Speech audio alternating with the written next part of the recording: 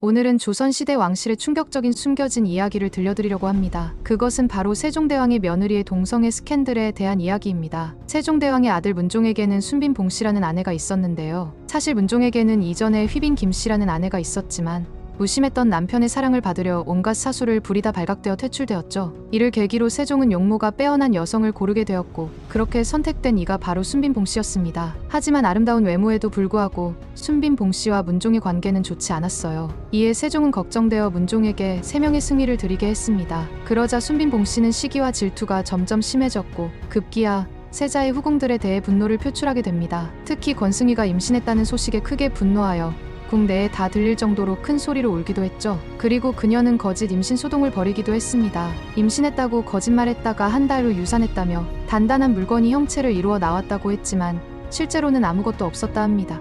또한 순빈 봉씨는 궁녀들에게 남자를 사모하는 노래를 부르게 하고 시녀들의 변소에 있는 틈으로 궁 바깥에 있는 사람들을 엿보는 등 이상한 행동을 보였습니다. 심지어 술을 즐기다 취해서 궁녀에게 엎혀들을 돌아다니기도 했으며 친정에서 몰래 술을 가져와 마시기도 했죠. 그녀는 궁녀들을 구타하는 등 폐악질을 일삼았고 한 번은 궁녀를 때려 죽일 뻔한 적도 있었습니다. 국내의 물건이나 음식을 몰래 친정으로 보내는 등 비정상적인 행동을 계속했죠. 어느 날 궁 안에 이상한 소문이 퍼졌습니다. 세자빈이 궁녀 소쌍과 밤마다 잠자리를 같이 한다는 것이었죠. 이 소문은 결국 세자와 소원왕후의 귀에까지 들어가게 되었습니다. 세자는 직접 소쌍에게 물어보았고 소쌍은 이를 시인했었는데요. 이 청천벽력 같은 소식에 세자는 망연자실할 수밖에 없었습니다. 이후 소원왕후가 소쌍을 직접 신문했고 소쌍은 세자빈과의 관계를 상세히 털어놓았습니다. 세자빈이 강요하여 반쯤 옷을 벗고 들어갔으며 세자빈이 나머지 옷을 강제로 벗기고 자리에 눕히고는 뜨밤을 보냈다는 충격적인 증언이 나왔죠. 결국 세종대왕 또한 이 사실을 듣고 경악했고